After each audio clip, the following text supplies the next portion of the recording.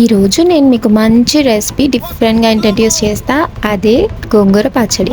ముందుగా ఎండుమిరపకాయలు అలాగే నువ్వులు వేయించుకోండి. వేయించుకున్న తర్వాత గోంగూర అంతా ఒలిచి పక్కన కడిగేసి పెట్టుకోవాలన్నమాట.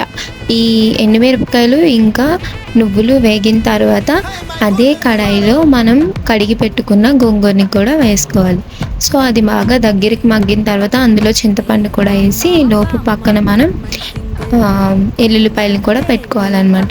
సో అది కూడా బాగా మగ్గి చల్లారిన తర్వాత ముందుగా నువ్వులు అలాగే ఎండుమిరపకాయలు ఇవన్నీ మనం ఫస్ట్ సపరేట్గా మిక్సీ పట్టుకోవాలి. తర్వాత తగినంత సాల్ట్ వేసుకొని అందులోనే మిక్సీ పట్టుకోవాలి. తర్వాత దీన్ని 2 పార్ట్స్ కింద చేసి కొంచెం ఆ పౌడర్తో పాటు మనం వేయించి పెట్టుకున్న గోంగూర కూడా పెట్టుకొని రెండు మిక్స్ చేసి 2 భాగాలుగా మంచిగా బ్లెండ్ చేసుకోవాలి. కచ్చాబిచ్చాగా చేసుకోవాలన్నమాట. సో తర్వాత తాలింపు పెట్టాలి కదా, నూనె వేసి అందులో ఇంగువ, ఆవాలు, అవన్నీ మినపప్పు మంచి ఫ్లేవర్ వచ్చిన తర్వాత అంతవరకు ఆగి ఎల్లుల్లిపాయలు కూడా మంచిగా వేసుకొని మంచిగా పోపు పెట్టుకోవాలి. సో అవి కూడా వేగిన తర్వాత ఎండుమిరపకాయలు వేసే టైంలో కొంచెం దూరంగా ఉండండి, లేదంటే ఇలానే పేలితే.